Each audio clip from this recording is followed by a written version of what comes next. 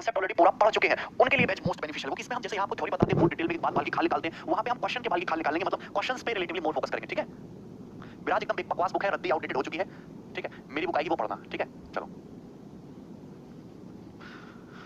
Okay 11 बजे YouTube पर कैसे लाइव वीडियो कुर्ता मस्त है। हाँ इसमें चैप्टर वाइज होगा, इसमें हम चीजों को चैप्टर वाइज ही अरेंज करेंगे भाई। जैसे कि सपोज हम आपको ज्योमेट्री पढ़ा रहे हैं तो ज्योमेट्री के सारे अभी मैं आपको जैसे हमने सिमिलरिटी पढ़ाई, सिमिलरिटी हमने 30 साल में निपटा दिया, ठीक है। ओके हाँ इसमें चैप्टर वाइज ही होगा, ठीक है। और एक लाइव सेशन भी आज हम लोग करेंगे अपने YouTube चैनल, दूसरा जो YouTube चैनल है गगन प्रताप मैथ्स पे, उस 11 बजे रात को, तो आप उसको भी अटेंड कर सकते हो। हाँ वानी वो बुक अच्छी है। हाँ पलक हेलो सर, मैथ्स के लिए थोड़ी स्ट्रेटजी से कुछ नहीं होता, पहले सिलेबस कंप्लीट करो, प्रीवियस के सवाल लगाओ और दबा के प्रैक्टिस करो, ये स्ट्रेटजी है, कोई शॉर्ट ट्रिक या कुछ है नहीं बाकी चीजें, ठीक है। बुक की कॉस्ट कम रखें, आदित्य तुम्हारे लिए तो फ्री है। चलो हाँ बिल्कुल लाइव आएंगे, आप इस क्लास के बाद फिर लाइव आओगे, क्या खाते हो चलिए वहां बताइए सक्सेसिव डिस्काउंट। चलिए तो हम लोग आज जो क्लास में स्टार्ट करने वाले, एक नया टॉपिक स्टार्ट करने वाले, सेंटर ऑफ ट्रायंगल। और ज्योमेट्री का अगर सबसे इंपॉर्टेंट, अगर मैं पोर्शन की बात करूं, सर्कल के बाद, सर्कल से सवाल सबसे ज्यादा आते हैं, लेकिन सर्कल के बाद जो सबसे ज्यादा क्वेश्चन आपके पेपर में पूछे जाते हैं वो इसी सेंटर ऑफ ट्रायंगल से पूछे जाते हैं। तो आप एक बार लिख लीजिएगा सेंटर्स ऑफ ट्रायंगल, कि हम कौन कौन से सेंटर्स ऑफ ट्रायंगल पढ़ेंगे, सेंटर्स ऑफ ट्रायंगल, ठीक है। तो सबसे पहले जो फर्स्ट नंबर पे हम लोग डिस्कस करेंगे वो हम डिस्कस करेंगे इन सेंटर, इन सेंटर, ठीक है। और हिंदी में कहते हैं हम लोग इसको अंतः केंद्र, तो अंतः केंद्र हम सबसे पहले पढ़ेंगे, ठीक है। इन सेंटर के बाद हम लोग पढ़ेंगे सरकम सेंटर, ठीक है, सरकम सेंटर, हिंदी में कहते हैं हम लोग इसको परिकेंद्र, सरकम सेंटर। इसके बाद हम लोग पढ़ेंगे सेंट्रॉइड, सेंट्रॉइड, और हिंदी में हम लोग कहते हैं इसको केंद्रक। फिर उसके बाद हम लोग पढ़ेंगे ऑर्थो सेंटर, ऑर्थो सेंटर, लंब केंद्र, हिंदी में क्या कहते हैं हम लोग इसको, लंब केंद्र, लिखते रहना भाई कॉपी में। और सबसे लास्ट में जो हालांकि आपके सिलेबस में है नहीं, इससे सवाल बिल्कुल कम आते हैं, इंपॉर्टेंट नहीं है, एक्सो सेंटर, ठीक है। इसको बिल्कुल स्किप भी कर सकते हो आप, इंपॉर्टेंट नहीं है, बाह्य केंद्र, ठीक है। तो ये 5 सेंटर है ट्रायंगल के स्पेशली जो आपको पढ़ने हैं। हालांकि सेंटर बहुत सारे होते हैं, इसमें सबसे ज्यादा जो इंपॉर्टेंट है वो है सेंट्रॉइड, सबसे ज्यादा इंपॉर्टेंट है। उसके बाद आपका इन सेंटर भी बहुत इंपॉर्टेंट है, लेकिन सबसे ज्यादा इंपॉर्टेंट सेंट्रॉइड और इन सेंटर ही है, ठीक है। चलिए तो हम लोग स्टार्ट करेंगे अपने पहले सेंटर ऑफ ट्रायंगल से, दैट मींस इन सेंटर से, ठीक है, इन सेंटर, इन सेंटर, ठीक है भाई।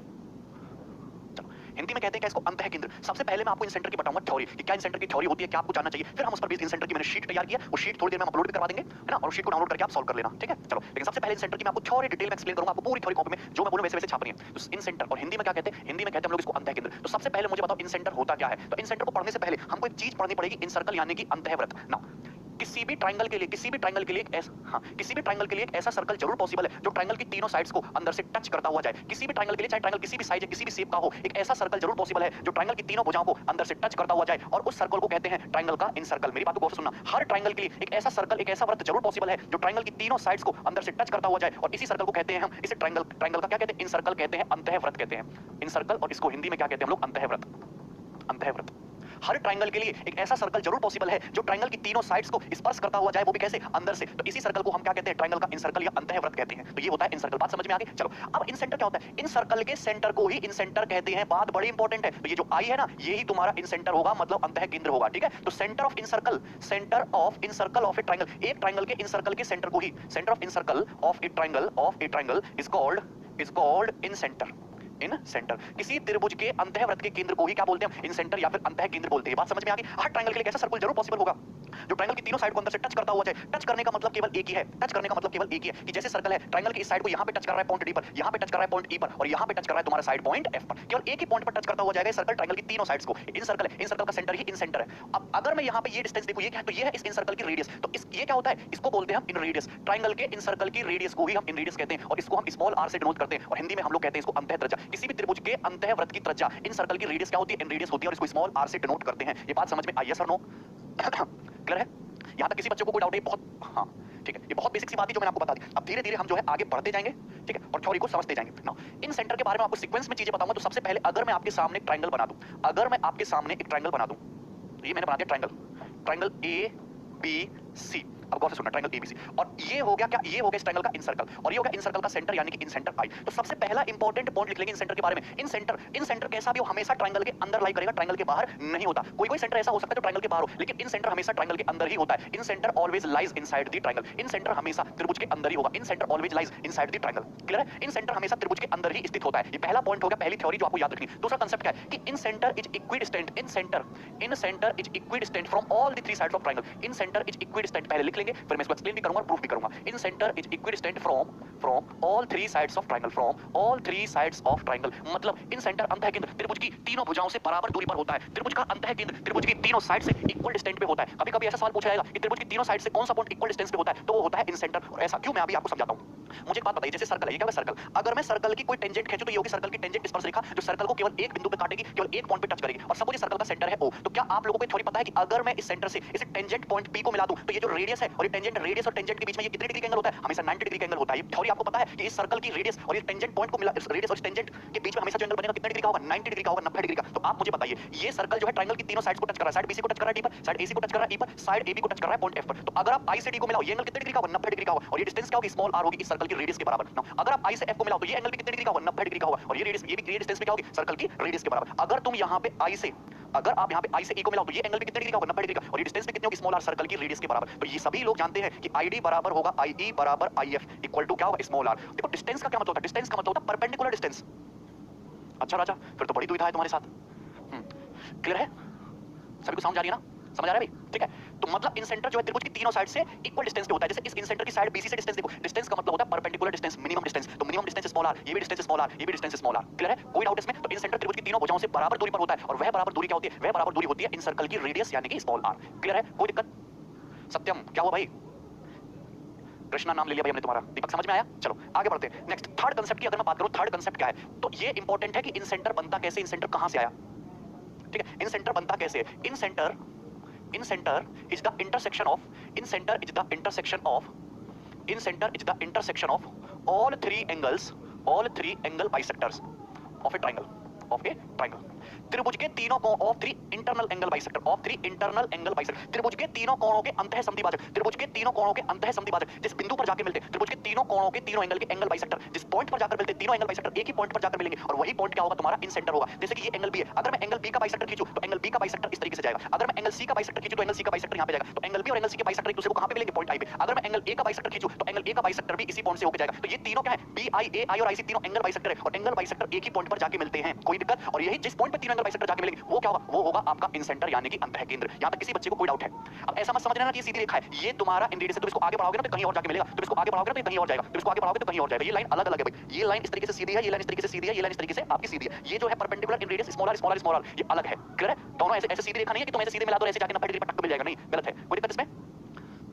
अरे सत्यम कोई डिफरेंस नहीं है, बस इतना दिमाग मत लगाया करो यार, पढ़ने पे फोकस करो। हाँ राजा, क्लियर है, किसी बच्चे को इन तीनों में कोई डाउट आया हो अभी तक, ठीक है। इन सेंटर होता क्या है, त्रिभुज के तीनों एंगल बाइसेक्टर का प्रतिच्छेद बिंदु होता है, जहां पे तीनों एंगल बाइसेक्टर एक दूसरे से जाके मिलते हैं। अब बहुत सारे बच्चों के दिमाग में ये आएगा कि एंगल बाइसेक्टर से ही क्यों बनता है इन सेंटर, और तीनों एंगल बाइसेक्टर एक पॉइंट पे ही जाके क्यों मिलते हैं। तो मैं दोनों ही बातों का जवाब दूंगा, जरा गौर से सुनना, शांत मन से ध्यान लगा के, ठीक है। बहुत सारे स्टूडेंट्स के मन में सवाल आएगा कि तीनों एंगल बाइसेक्टर एक ही बिंदु पे जाके क्यों मिलते हैं, और एंगल बाइसेक्टर से ही क्यों इन सेंटर बनता है। अब गौर से सुनिएगा सारे बच्चे, ध्यान से सुनिएगा। सपोज मैं आपके सामने कोई भी एंगल ड्रॉ कर दूं, सपोज मैं आपके सामने कोई भी एंगल ड्रॉ कर दूं, मैंने ये एंगल ड्रॉ कर दिया, एक ये होगा तुम्हारा एंगल AOB, कैसा भी एंगल ड्रॉ कर दो, ये एंगल AOB। अगर मैं इस एंगल का बाइसेक्टर खींचूं, ये लाइन होगी C, ये एंगल बाइसेक्टर है, मतलब ये एंगल थीटा, ये एंगल थीटा, कोई दिक्कत, कोई दिक्कत। अब मैंने कोई भी एंगल ले लिया, कैसा भी एंगल ले लो, अब मैंने इसका एंगल बाइसेक्टर खींच दिया, इस एंगल बाइसेक्टर पर कहीं भी कोई पॉइंट P ले लो, इस एंगल बाइसेक्टर पर कहीं भी कोई पॉइंट P ले लो, इस पॉइंट से एंगल बनाने वाली साइड पर अगर आप परपेंडिकुलर डालोगे, ये परपेंडिकुलर डाल दिया और ये परपेंडिकुलर डाल दिया, इस, देखिए मेरी बात को गौर से सुनिएगा।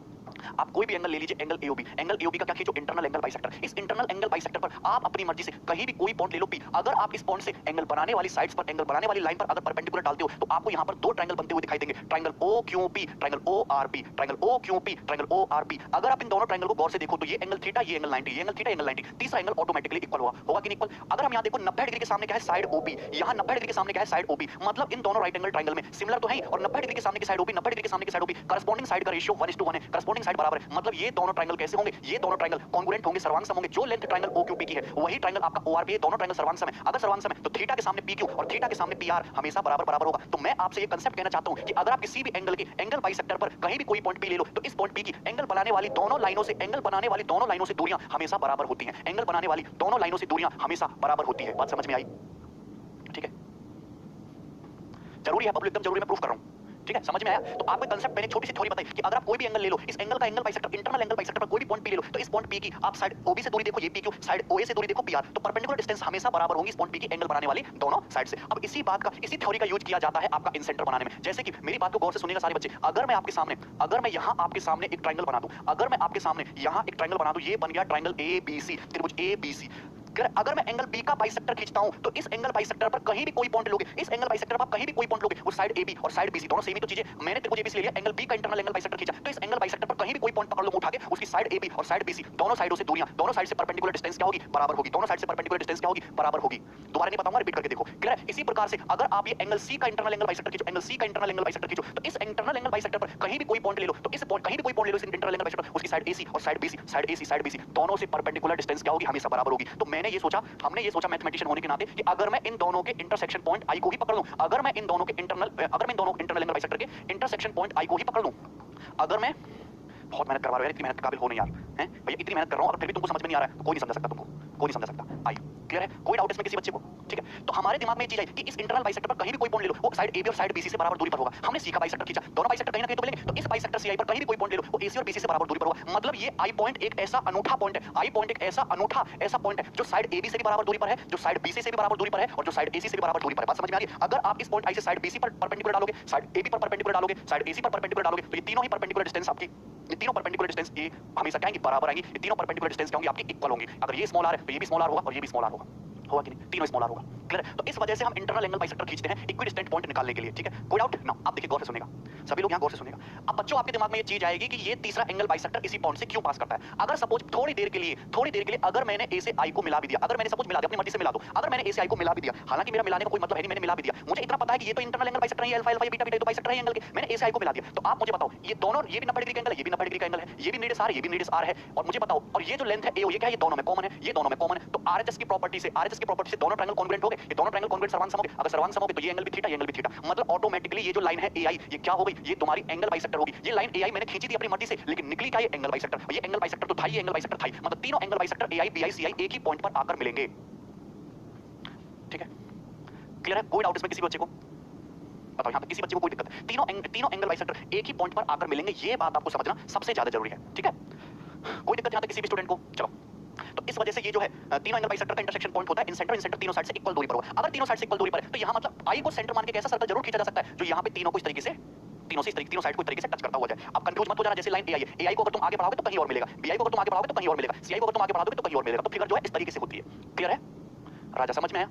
कोई डाउट है? तो तीनों angle bisector AD BC CF line नहीं है, बिल्कुल AD is not a single line, A से आई तक एंगल बाइसेक्टर है और आईडी इन रेडियस, लाइन तो सीधी है जो मैंने काली काली खींची है। समझ में आया? कोई डाउट है सुमन? तो अब तक मुझे बताओ, मैंने आपको जितनी भी चीजें बताई हैं क्या आपको समझ में आई हैं? यस और नो? बिल्कुल रवि, विसंभाव संभाव राइट एंगल हर ट्रायंगल के लिए थ्योरी सत्य है, हर ट्रायंगल के लिए। क्लियर है? No doubt? ठीक है, चल आगे बढ़ते हैं। नेक्स्ट, क्या तो बात सही है? ओके, मजा आ गया? क्लियर है ना? सभी को क्लियर है? समझ आ गया? ठीक है, तो वैसे तो एक चीज यहां से ये भी निकल गई कि अगर आपको इन सेंटर निकालना है तो दो ही एंगल के एंगल बाइसेक्टर काफी है, दो ही इंटरनल बाइसेक्टर जिस पॉइंट पे मिलेंगे वही इन सेंटर हो जाएगा, क्योंकि तीसरा एंगल बाइसेक्टर ऑटोमेटिकली उसी पॉइंट पर आके मिलेगा। ठीक है, दो से ही वैसे पता लग जाएगा। ठीक है, चलिए यहां तक बात क्लियर है, आगे बढ़ते हैं। प्रूफ आता नहीं है लेकिन आपको थ्योरी कंसेप्चुअल पता होनी चाहिए। अब लोग हम आगे बढ़ेंगे, ध्यान से सुनना सारे बच्चे, जैसे गौर सुनेगा। नेक्स्ट, अब देखो ये तो होगी थ्योरी की बात कि इन सेंटर होता क्या है, तो अब हम जानेंगे एंगल्स के बारे में। एंगल्स को देखना गौर से।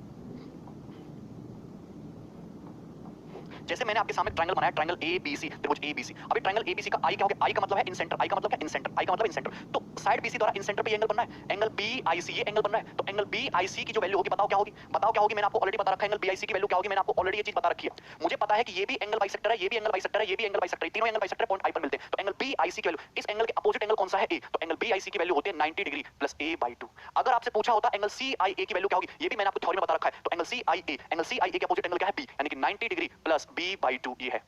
कोई दिक्कत? अगर हम आपसे कहें एंगल एआईबी, तो एंगल एआईबी की वैल्यू क्या होगी? एंगल एआईबी की वैल्यू होगी 90 डिग्री प्लस सी बाई 2। और कहां से आता है मैं आपको ऑलरेडी थ्योरी में बता चुका हूं। क्लियर है? हाँ, हरमीत भर सकते हैं, एकदम क्लियर है? कोई दिक्कत है? मुझे पता है कि एंगल बाइसेक्टर मतलब अगर कंप्लीट एंगल बी है तो ये बी बाई 2 होगा, ये बी बाई 2 होगा। अगर ये सी है तो ये एंगल भी सी बाई 2 होगा, ये एंगल भी सी बाई 2 होगा। इतनी बात तो समझते हो? तो अगर मैं ट्रायंगल बीआईसी में देखूं, ट्रायंगल बीआईसी में एंगल बीआईसी की वैल्यू क्या होगी? ये बी बाई 2 है, सी बाई 2, तो 180 डिग्री में से माइनस कर दो, 180 degree minus B by 2 plus C by 2, 180 degree में से इन दोनों एंगल को घटा दो, दोनों एंगल को घटा दो। कोई दिक्कत है किसी बच्चे को यहाँ पर? ठीक है, अच्छा रवि क्लियर? 180 डिग्री माइनस, अच्छा अगर मैं दो देखूं तो ऊपर क्या होगा? दो अगर एलसीएम ले लो बी प्लस सी, तो 180 डिग्री माइनस बी प्लस सी क्या होता है? ये एंगल बी है, ये एंगल सी है, त्रिभुज के तीनों कोणों पर 180, तो बी प्लस सी का मतलब क्या होता है? 180 डिग्री माइनस ए होता है, ए प्लस बी प्लस सी 180 डिग्री, तो 180 माइनस 90 हो गया, माइनस ए माइनस माइनस प्लस हो गया और ये प्लस ए बाई 2। तो एंगल बीआईसी कितना आ गया? 90 डिग्री प्लस ए बाई 2। और मैं ये आपको ऑलरेडी बता चुका हूं बात। ठीक है, रंकेश मैंने पहले भी प्रूफ कर दिया था और आज फिर से प्रूफ कर दिया। ठीक है, ये बी बाई 2 सी बाई 2, तो एंगल बीआईसी कितना होगा? 90 डिग्री प्लस ए बाई 2 होगा कि नहीं? ठीक है, ए और ये 90 degree plus A by 2, clear, कोई दिक्कत? चलिए आगे बढ़े, तो ये बात होगी एंगल से रिलेटेड, सही बात है, आगे बढ़ते हैं। हाँ अंकित हो सकता है, ठीक है, चलो आगे बढ़ते हैं। नो अब देखिए अगला हेडिंग डालेंगे इन रेडियस ऑफ ए ट्रायंगल। अब जैसे हमने एंगल के बारे में बात कर लिया, हमने बेसिक कांसेप्ट जान लिया, अब हम आते हैं कि किसी भी ट्रायंगल की इन रेडियस कैसे निकालते हैं, किसी भी ट्रायंगल की इन रेडियस कैसे निकालते हैं, उसकी अंतःवृत्त की त्रिज्या क्या होती है। कोई दिक्कत यहां तक? चलिए जहरीले तरीके से समझा रहे हैं। अच्छा अरे आपको मेरे समझाने का तरीका पसंद है कि नहीं है, बोल दो। जैसे मैंने आपके सामने बना दिया एक ट्रायंगल ए बी सी, त्रिभुज एबीसी, तो सभी लोग जानते हैं कि वर्टेक्स ए के सामने की साइड स्मॉल है, वर्टेक्स बी के सामने की साइड स्मॉल बी, वर्टेक्स सी के सामने की साइड क्या हो गया तुम्हारा, स्मॉल सी हो गया। तो अगर मैं बात करूं यहां पे इस ट्रायंगल का सेमी पेरीमीटर, तो सेमी पेरीमीटर होगा a plus B plus C by 2, perimeter का आधा, ठीक है। अगर देखो मैंने ये मान लिया कि area of triangle A B C, area of triangle ABC को डिनोट करते हैं हम डेल्टा से, और सभी को पता है कि इन रेडियस यानी कि अंतःवृत्त की त्रिज्या क्या होती है, स्मॉल आर, ये भी सभी को पता है। तो रिलेशन ये होता है कि इन रेडियस स्मॉल आर की वैल्यू क्या होती है, डेल्टा बटे एस होती है, इन रेडियस स्मॉल आर बराबर डेल्टा बटे एस, या फिर एरिया डेल्टा की वैल्यू क्या होती है, डेल्टा बराबर होता है आर इंटू एस। इस बात का ध्यान रखना। तो किसी ट्रायंगल के एरिया, उस ट्रायंगल की इन रेडियस और उस ट्रायंगल के सेमी पेरीमीटर में क्या रिलेशन है, स्मॉल आर बराबर डेल्टा बाई एस, या फिर डेल्टा बराबर आर इंटू एस। समझ में आया बच्चे? अच्छा अच्छा राज ट्रेन छूट जाएगी, यहां तो बात क्लियर है, delta by S, okay clear. Suppose ये ट्रायंगल एबीसी है, एबीसी का इन सेंटर क्या है, इन सेंटर है आई, तो इन सेंटर तो आप समझ गए हो क्या मतलब इन सेंटर का। तो इन सेंटर की अगर मैं यहां से दूरी देखूं तो ये क्या होगी, ये स्मॉल आर होगी, इससे परपेंडिकुलर डिस्टेंस देखो, तीनों साइड से डिस्टेंस इक्वल होती है, ये भी स्मॉल आर होगी, और इन सेंटर की यहां इससे भी परपेंडिकुलर डिस्टेंस ये भी स्मॉल आर होगी। ये बात सभी को पता है, और ये होगा तुम्हारा इन सेंटर आई। क्लियर है, कोई डाउट है इसमें किसी बच्चे को यहां तक? ठीक है चलो, अगर मैं आई से बी को मिला दूं, आई से सी को मिला दूं, आई ए से आई को मिला दूं, कोई दिक्कत है? तो आप मुझे बताइए, आपको यहां पे तीन ट्रायंगल दिखे, अगर मैं बात करता हूं ट्रायंगल एबीसी के एरिया की, तो तीन ट्रायंगल के एरिया के बराबर, ट्रायंगल एबीसी का एरिया बराबर है triangle B I C plus triangle C I A plus area of triangle C I A plus area of triangle A I B. यही है इस पूरे बड़े ट्रायंगल का एरिया किसके बराबर है, triangle B I C plus triangle C I A plus triangle A I B. अब पूरे बड़े ट्रायंगल एबीसी का एरिया क्या है, डेल्टा। अगर मैं ट्रायंगल बी आई सी के एरिया की बात करूं तो ये क्या है, base A. Triangle B I C के एरिया की बात करूं तो बेस ए और सामने वाले वर्टेक्स से परपेंडिकुलर है स्मॉल आर, तो इस ट्रायंगल का जो एरिया होगा, इस ट्रायंगल का एरिया बेस स्मॉल ए है और सामने वाले वर्टेक्स से परपेंडिकुलर है स्मॉल आर, तो ट्रायंगल का एरिया होगा 1/2 a into r प्लस अगर मैं ट्रायंगल सी आई ए के एरिया की बात करूं, ये क्या है, ये तुम्हारा बेस बी है, सामने वाले वर्टेक्स से जो हाइट डाली गई है वो स्मॉल आर, तो 1/2 b into r plus triangle A I B के अगर एरिया की बात करूं तो ये तुम्हारा बेस सी है, सामने वाले वर्टेक्स से परपेंडिकुलर डाला गया है सी आर, तो यहां डेल्टा बराबर, अगर आप r कॉमन ले लेते हो तो ब्रैकेट में क्या बचेगा, ब्रैकेट में बचेगा a/2 plus b/2 plus c/2, ये बचेगा कि नहीं ब्रैकेट में, अगर r कॉमन ले लेते हो, ठीक है। तो डेल्टा बराबर r into और a/2 plus b/2 plus c/2 मतलब पेरीमीटर का आधा यानी कि सेमी पेरीमीटर s, तो यहां से प्रूफ हो गया कि डेल्टा बराबर r into s। Semi perimeter का मतलब अर्ध परिमाप, ठीक है, क्लियर है, अर्ध परिमाप।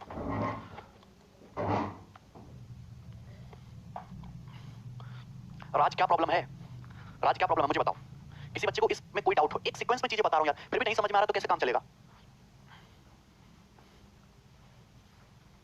है भाई? ठीक है, क्लियर है ना, चलो आगे बढ़ो, नेक्स्ट।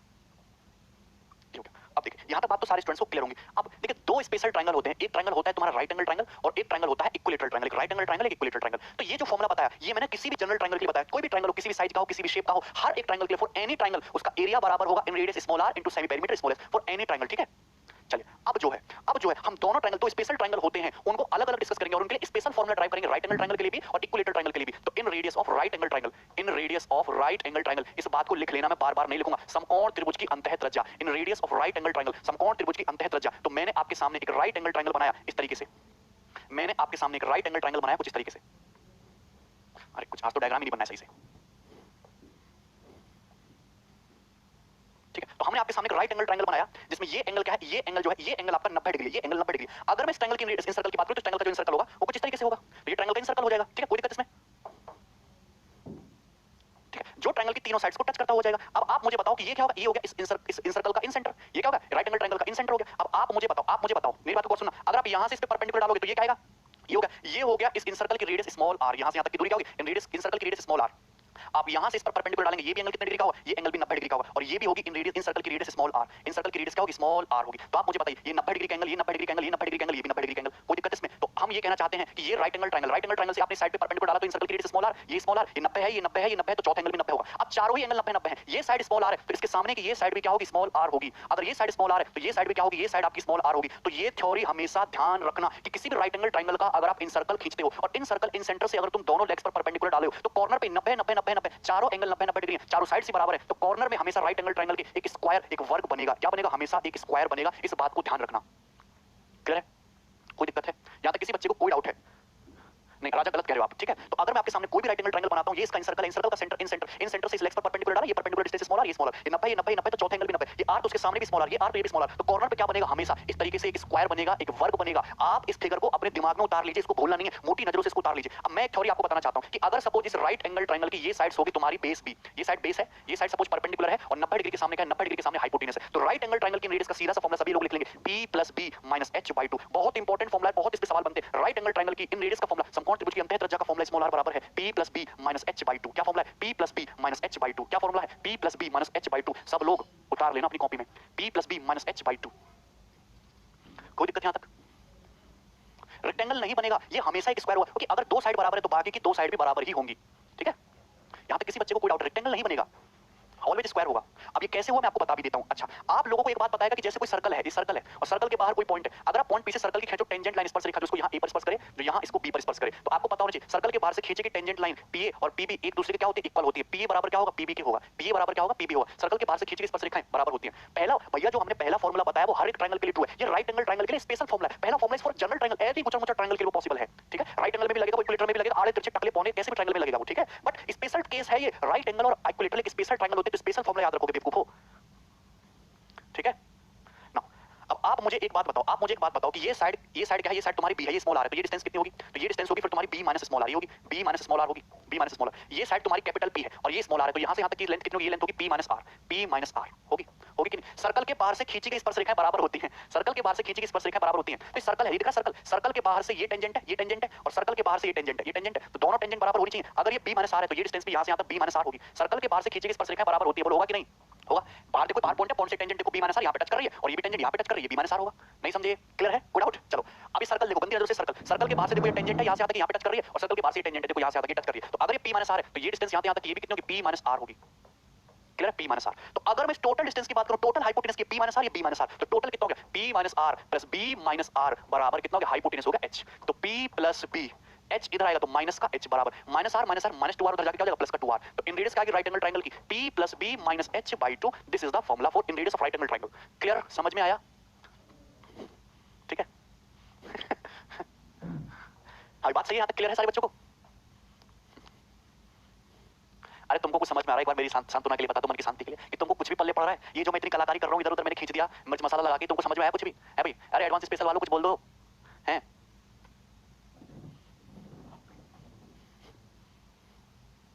अभिषेक प्रूफ जानना जरूरी है, प्रूफ नहीं जानोगे तो तुम नए क्वेश्चन में चीजों को अप्लाई नहीं कर पाओगे, फिर तुम केवल डायरेक्ट फॉर्मुला बेस्ड क्वेश्चन कर पाओगे, तुम अपनी थिंकिंग कभी नहीं ला पाओगे। कंस्ट्रक्शन करना, सोचना, हिट एंड ट्रायल लगाना वो कभी नहीं जान पाओगे, फिर तुम सीधा फॉर्मुला बेस्ड क्वेश्चन सॉल्व कर पाओगे अगर तुम थ्योरी नहीं जानते हो।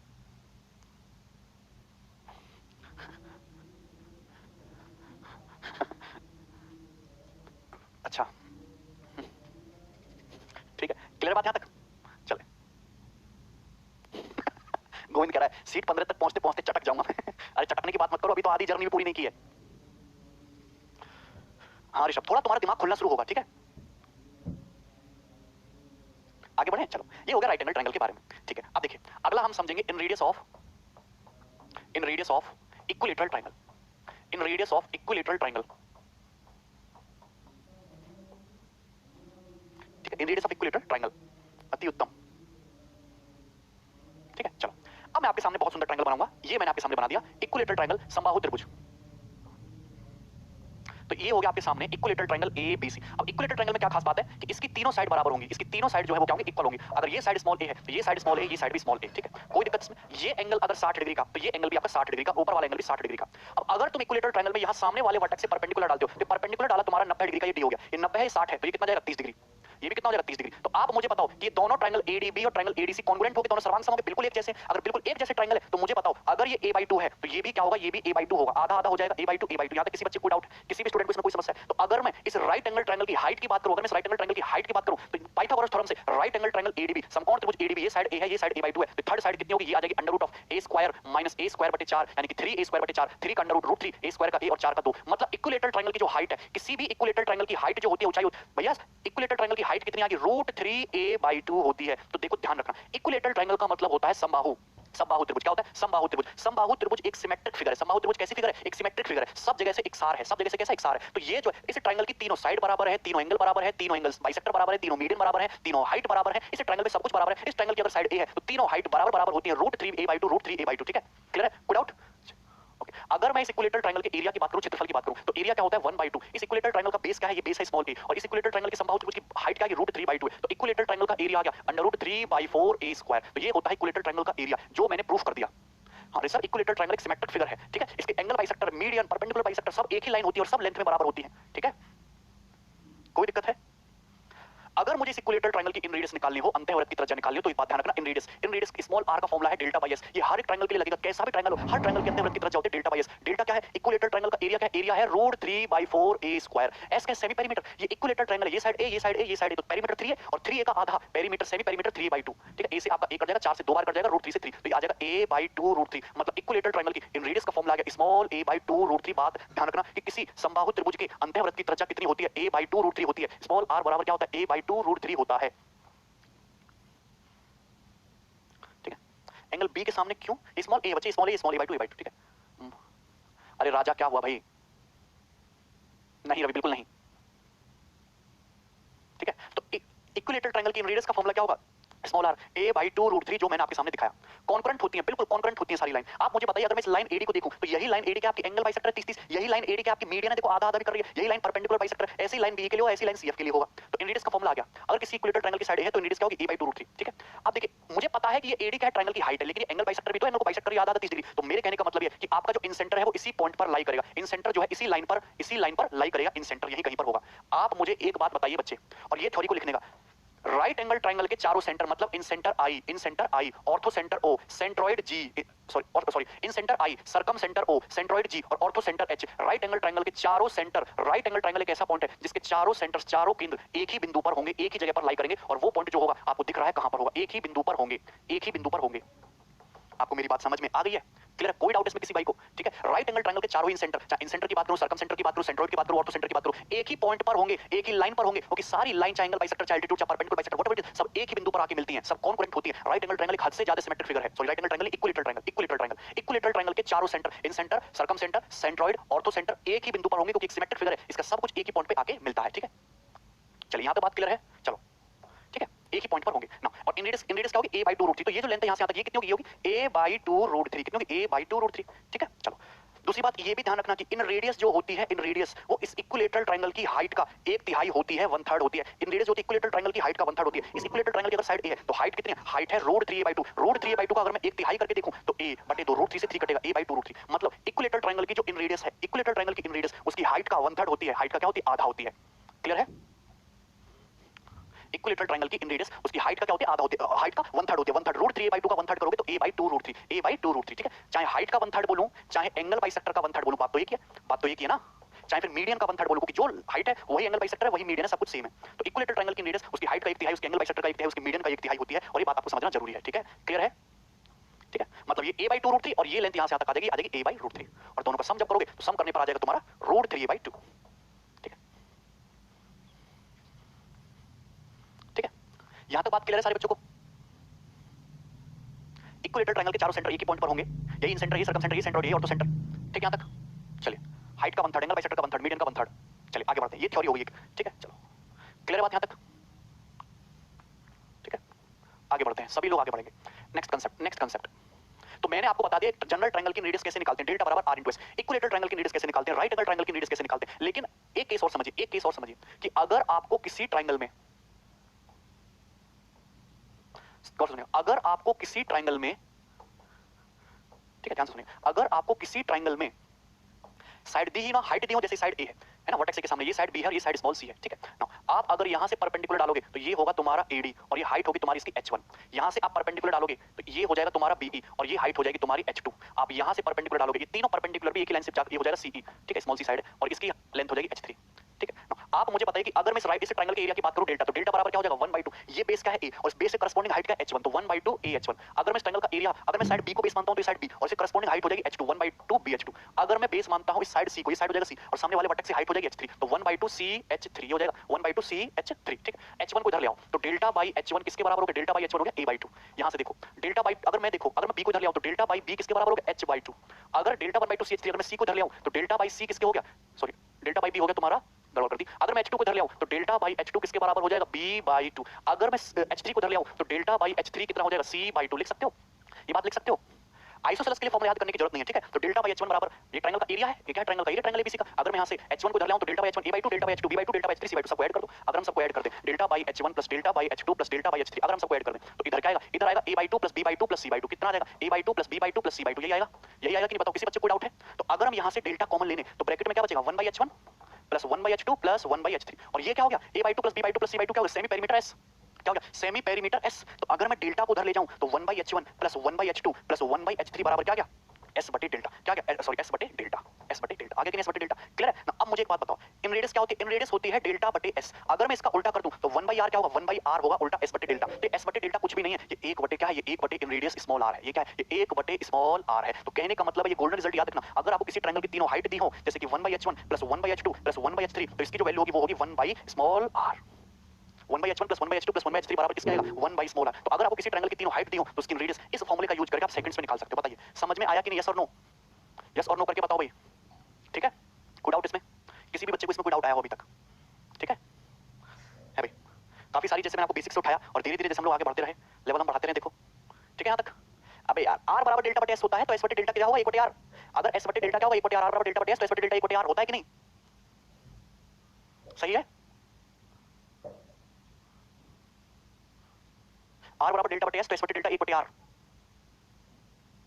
ठीक है, आगे बढ़े यहाँ से। ठीक है भाई, नेक्स्ट कंसेप्ट समझना गौर से, और मोस्ट कंसेप्ट है, very very important, very very important concept, ratio वाला मेथड है ना, रेशियो कंसेप्ट। गौर से देखना इन सेंटर में। अगर मैं आपके सामने ट्रायंगल बना दूं,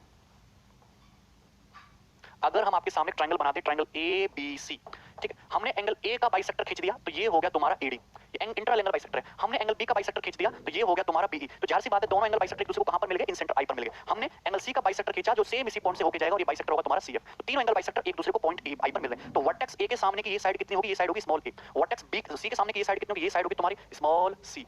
वर्टेक्स बी के सामने की ये साइड कितनी होगी? ये साइड होगी तुम्हारी स्मॉल बी। यही है, बोलो यही है कंसेप्ट। Code out now. अब लॉजिक समझिए कि थ्योरी बोलती क्या है, थ्योरी क्या कहती है, ध्यान से सुनना। अगर हम इस इंटरनल बाइसेक्टर एडी को पकड़ लें, एडी क्या है? Internal bisector. मैं लिख ले रहा हूं, AD comma BE and CF are angle bisectors.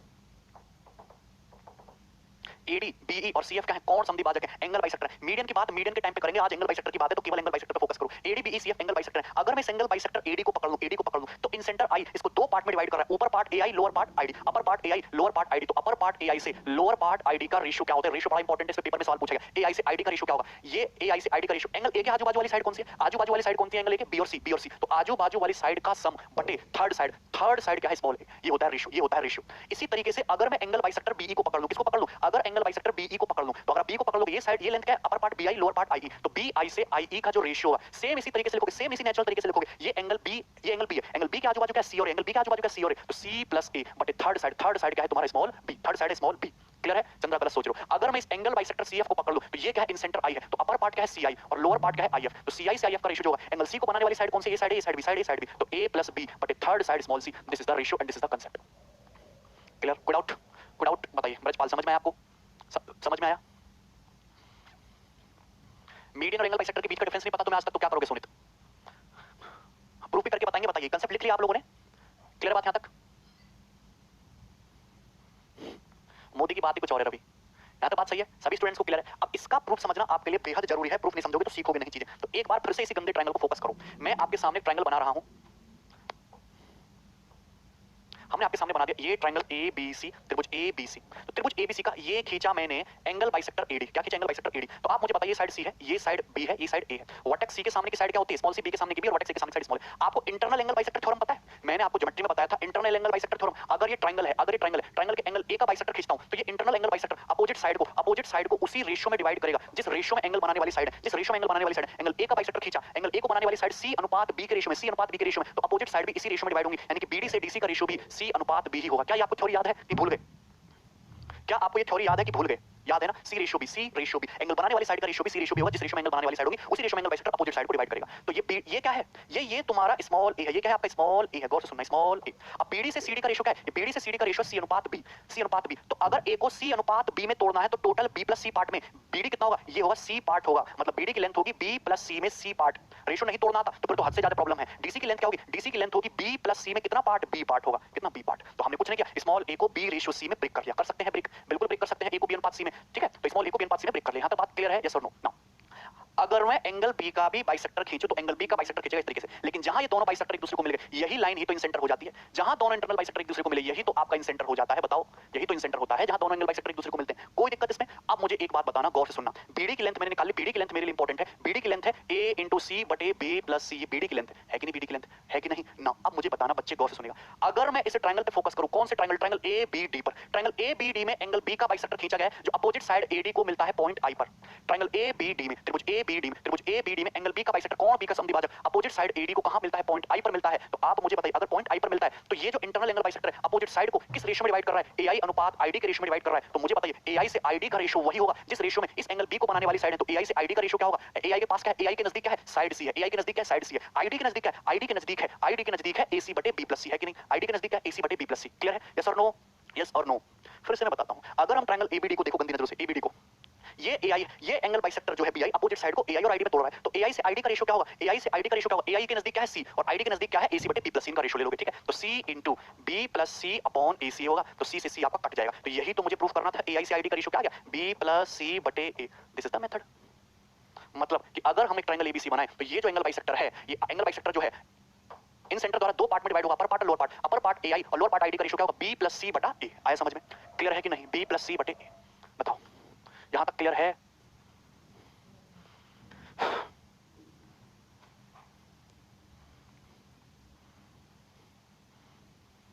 Saurabh, ratio तोड़ना नहीं आता गोविंद, कैसे काम करोगे तुम?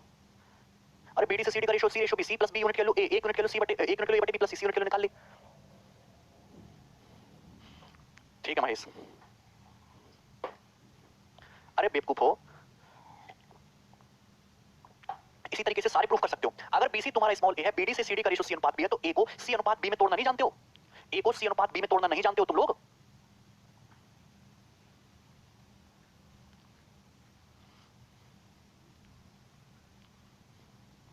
अरे समझ जाओ यार, क्यों मेरा खून चूसने पे लगे हो? मेरा वजन दिन पे दिन घटता जा रहा है तुम्हारी वजह से। खून चूस रहा है मेरा। डॉक्टर भी पूछा था कहां खून जा रहा है तुम्हारा, है? आधा किलो खून भी नहीं बचा शरीर में तुम्हारी वजह से, है? सारा तो यहाँ निकलवा देते हो, समझ में नहीं आता तुम्हें।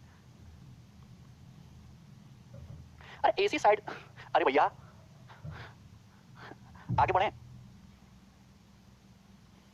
ठीक है? चलिए, ये थ्योरी क्लियर है सभी आपको? नेक्स्ट अगला कंसेप्ट और लास्ट कंसेप्ट।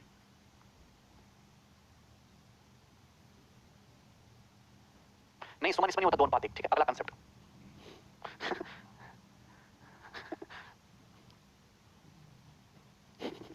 कौन सा ब्लड ग्रुप है सर? अरे रोज अगर मैं आधी किलो ब्लड भी चलाऊं तो भी निकल जाएगा यहाँ पे, हैं? India won by 8 wickets. अरे इंडिया जीतने दो। चलो आगे बढ़ते हैं। लास्ट कंसेप्ट समझेंगे इन सेंटर का, फिर क्वेश्चन करेंगे। अगर मैं आपके सामने ट्रायंगल बना दूं, ये बना दिया मैंने आपके सामने ट्रायंगल ए बी सी, और मैंने इस ट्रायंगल का खींच दिया ये इन सर्कल। तो ये खींच के इन सर्कल, जो इन सर्कल टच कर रहा है यहाँ पे पॉइंट डी पर, ये पॉइंट ई पर, और यहाँ पॉइंट एफ पर। आपको दिया है, क्या दिया है आपको? ये दिया है कि ये डिस्टेंस एक्स है, ये डिस्टेंस वाई है, ये डिस्टेंस एक्स है, ये डिस्टेंस वाई है, और ये डिस्टेंस जेड है। ये दिया है आपको। ये तीन डिस्टेंस दिए हैं, एक्स वाई और जेड, ये तीन डिस्टेंस आपको दिए हैं, ठीक है? आपसे पूछा है रेडियस बता दो। इन रेडियस बताना है आपको एक्स वाई और जेड की टर्म में। प्रैक्टिस बैच का रजिस्ट्रेशन है 9 तारीख से। इन रेडियस स्मॉल आर की वैल्यू बतानी है एक्स वाई और जेड की टर्म में। बता दो जल्दी से। नौकरी लगने के बाद एक महीने की तनख्वाह चाहिए मुझे सबकी, समझे कि नहीं? ऐसे खून चूसोगे मेरा और फिर मजे तुम लोग नौकरी लगने के बाद। मुझे क्या मिला? अच्छा विशाल।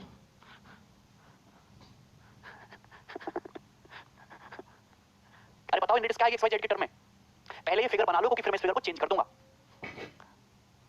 चलो मैं बता देता हूं। क्या होगी? देखो आपको पता है सर्कल के बाहर से खींची गई स्पर्शरेखा बराबर होती है, सर्कल है, सर्कल के बाहर पॉइंट बी है, पॉइंट बी से टेंजेंट है y और पॉइंट बी से टेंजेंट ये है स्मॉल y, ये टेंजेंट हो गया स्मॉल y, ये सर्कल है, सर्कल के बाहर है पॉइंट ए से टेंजेंट है x, तो पॉइंट ए से ये टेंजेंट है x, इस सर्कल है, सर्कल के बाहर है पॉइंट सी से ये टेंजेंट है z, तो पॉइंट सी से ये भी टेंजेंट होगी z, इतनी बात समझते हो? तो अगर मैं इस ट्रायंगल एबीसी का पेरीमीटर देखो तो पेरीमीटर आ जाएगा 2x + 2y + 2z, तो 2x + 2y + 2z तो पेरीमीटर आ गया, तो सेमी पेरीमीटर क्या आ जाएगा? सेमी पेरीमीटर अर्ध परिमाप आ जाएगा x + y + z, तो सेमी पेरीमीटर की वैल्यू क्या आ गई? x + y + z, तो सेमी पेरीमीटर अगर x + y + z हो गया तो सभी को पता है ट्रायंगल का एरिया क्या होता है? हीरोज फार्मूला से एरिया होता है √s * s - a * s - b * s - c, ठीक है? तो ये आ गया ट्रायंगल का एरिया। अरे समझ लो भैया क्यों मेरा खून चूस रहे हो? तो एरिया क्या होगा? सेमी पेरीमीटर का निकाल लिया, सेमी पेरीमीटर तीनों साइड को जोड़ के आधा कर दो x + y + z, ठीक है? इनटू अब आप मुझे बताओ x + y + z perimeter, perimeter में से ये साइड माइनस करो, x + y + z में से ये x y minus x + y minus कर दो क्या आ जाएगा? z आ जाएगा। अब x + y + z में से ये साइड माइनस कर दो y + z क्या आ जाएगा? x आ जाएगा। x + y + z में से थर्ड साइड c माइनस कर दो क्या आ जाएगा? y आ जाएगा, y आ जाएगा, ठीक है? तो यानी कि एरिया क्या आ गया? एरिया आ गया x + y + z into x y z, ये आ जाएगा ट्रायंगल का area √x + y + z into x y z। बोलो कोई डाउट है इसमें किसी बच्चे को? यहाँ पर किसी बच्चे को इसमें कोई डाउट है? √x + y + z into x y z। अरे भैया ये सेमी पेरीमीटर हो गया, s * s - a * s - b * s - this side, ये आ गया, क्लियर है? चलो अब ये तो एरिया आ गया, सवाल मेंस में पूछा गया केवल इतना सा, ठीक है? आपसे पूछा है यहाँ पे इन रेडियस, तो इन रेडियस क्या होता है? इन रेडियस स्मॉल r होता है डेल्टा अपॉन ऐसे ही होता है, तो डेल्टा क्या होगा?